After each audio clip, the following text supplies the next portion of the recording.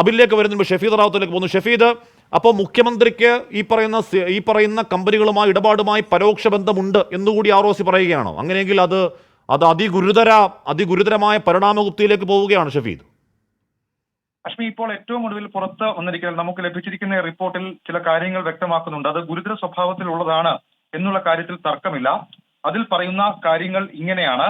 അതായത് ഈ എക്സാലോജിക്കിന്റെ ഈ ചുമതലയുള്ളത് അല്ലെങ്കിൽ എക്സാലോജിക്കുമായി ബന്ധപ്പെടുത്തി വീണ വിജയന്റെ പേര് പറയുമ്പോൾ വീണ വിജയൻ മുഖ്യമന്ത്രിയുടെ മകളാണ് എന്നുള്ള കാര്യം പരാമർശിച്ചുകൊണ്ടാണ് റിപ്പോർട്ടിലെ ആ ഭാഗം ആരംഭിക്കുന്നത്.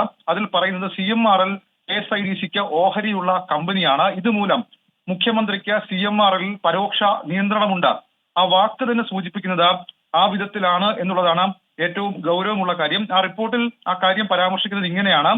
അതായത് Chief Minister of Kerala who directly exercise control over KSIDC and indirectly over CMRL. KSIDCയുമായി നേരിട്ടും അതേപോലെ തന്നെ CMRLുമായി പരോക്ഷമായും മുഖ്യമന്ത്രിക്ക് നിയന്ത്രണമുണ്ട് എന്നുള്ള കാര്യം ആ റിപ്പോർട്ടിൽ പറയുന്നുണ്ട്. മാത്രവുമല്ല, എക്സാലോജിക്കുമായി CMRL നടത്തിയത് തൽപര കക്ഷി ഇടപാടെന്നും ഇത് വെളിപ്പെടുത്താതിരുന്ന നിയമലംഘനമെന്നും ആ റിപ്പോർട്ടിൽ പറയുന്നുണ്ട്. ഹഷ്മി. ഓക്കെ ഷഫീദ്. അബിൻ അപ്പോൾ അതാണ് എന്ന് പറഞ്ഞാൽ ROCയുടെ ഇപ്പോൾ വരുന്ന റിപ്പോർട്ടാണ്. ROC എന്ന് പറഞ്ഞ ഏതെങ്കിലും ഒരു രാഷ്ട്രീയ പാർട്ടിയുടെ സംഘടന ഒരു പൊളിറ്റിക്കൽ ഓർഗനാണ് എന്ന് ഞാൻ വിശ്വസിക്കുന്നില്ല. അതിൽ പറയൂ, അതിനോടൊപ്പം തന്നെ ഈ പറയുന്ന മുഖ്യമന്ത്രിയുടെ മകളെ കേട്ടില്ല, ഒരിക്കലും കേട്ടില്ല, അത് സ്വാഭാവിക നീതിയുടെ ലംഘനം എന്ന് ആരോപിച്ചുകൊണ്ടിരിക്കുമ്പോൾ ROC ചോദിക്കുന്നു, നിങ്ങൾ ഈ പറയുന്ന സേവനത്തിന് എന്തൊക്കെയാണ് സേവനം നൽകിയത്? രേഖ തരൂ. രേഖയില്ല. കൊടുക്കാനുള്ള രേഖ എന്താണ്? GST അടച്ച രേഖ. ആ ഒരൊറ്റ രേഖ മാത്രം വെച്ചുകൊണ്ട് രാഷ്ട്രീയ പ്രേരിതം എന്ന് പറഞ്ഞ് എത്ര നാൾ പിടിച്ചു നിൽക്കാൻ കഴിയും? ഇപ്പം രാഷ്ട്രീയ പ്രേരിതമാകും എന്നതിന് മുന്നനുഭവമൊക്കെ ഉണ്ട്. ഈ അന്വേഷണം എവിടെയും എത്തുന്ന വ്യക്തികളാണ് ഞാൻ വിശ്വസിക്കുന്നത് കേട്ടോ അബിൻ. പക്ഷേ ഇതിൽ വ്യക്തത കേരള ജനത ആഗ്രഹിക്കുന്നുണ്ട് അബിൻ.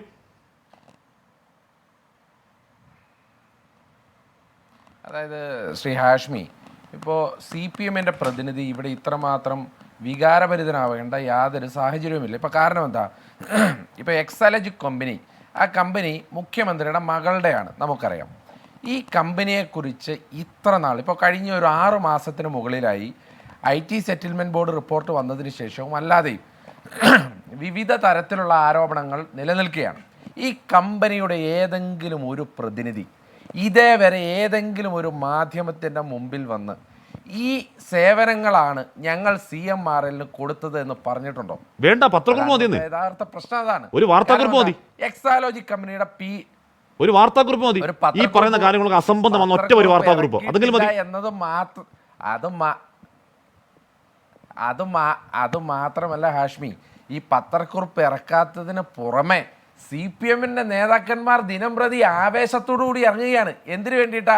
ഇപ്പോൾ ഇടതുപക്ഷത്തിൻ്റെ പ്രതിനിധിയുടെ വാക്ക് കടമെടുത്താൽ ഈ കേരളത്തിലെ ഒരു പീറ കമ്പനിക്ക് വേണ്ടി, ഒരു പീറ സോഫ്റ്റ്വെയർ കമ്പനിക്ക് വാദമുഖങ്ങൾ നിരത്താൻ കഴിഞ്ഞ 6 മാസമായി കേരളത്തിലെ CPMന്റെ നേതാക്കന്മാർ വരിയായി ഇറങ്ങി നിൽക്കുകയാണ്. അപ്പോൾ പിന്നെ ഇവരെ PRO എന്നല്ലാതെ പിന്നെ വേറെ ഏതെങ്കിലും പദം വിളിക്കാനുണ്ടോ ഹാഷ്മി? ഇനി അത് മാത്രമല്ല, ഇപ്പോൾ AD മുസ്തഫയ്ക്ക്, പ്രിയപ്പെട്ട ഇടതുപക്ഷത്തിൻ്റെ പ്രതിനിധിക്ക് വികാരഭരിതനായല്ലോ. ശ്രീ മുസ്തഫ, താങ്കൾ ഇത്രയേറെ വികാരഭരിതനായി എന്നുണ്ടെങ്കിൽ താങ്കൾ പീറ കമ്പനി എന്ന് വിളിച്ച ആ കമ്പനിയുടെ ആദ്യത്തെ അഡ്രസ്സ് എവിടെയായിരുന്നു എന്ന് താങ്കൾക്കറിയാമോ?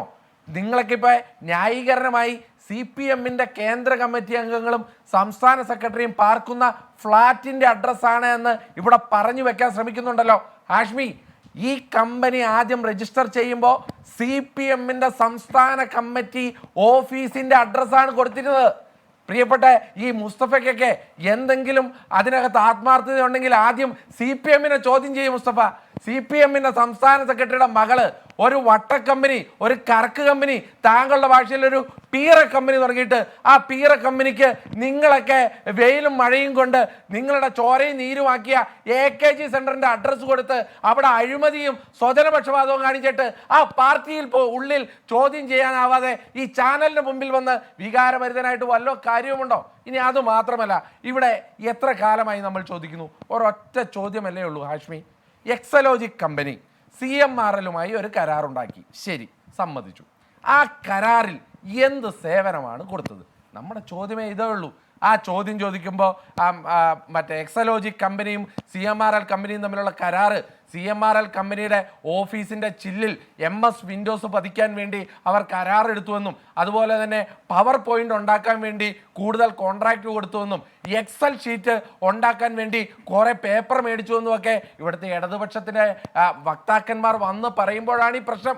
അല്ലെങ്കിൽ ഈ കമ്പനിയുടെ ഉടമസ്ഥർ പറയട്ടെ എന്താണ് ഇവർ CMRL കൊടുത്ത സേവനം. അപ്പോൾ ആ സേവനം കൊടുക്കുമ്പോൾ തന്നെ വേറെ ഒരു പ്രശ്നമുണ്ട്, കോൺഫ്ലിക്റ്റ് ഓഫ് ഇൻട്രസ്റ്റ് വരുന്നുണ്ട്. കാരണം എന്താ, KICDCക്ക് കൂടി ഓഹരിയുള്ള CMRL എങ്ങനെ മുഖ്യമന്ത്രിയുടെ മകൾക്ക് ഒരു കരാർ ഉണ്ടാക്കാൻ സാധിച്ചു എന്നുള്ളത് ആ വിഷയമാണ്.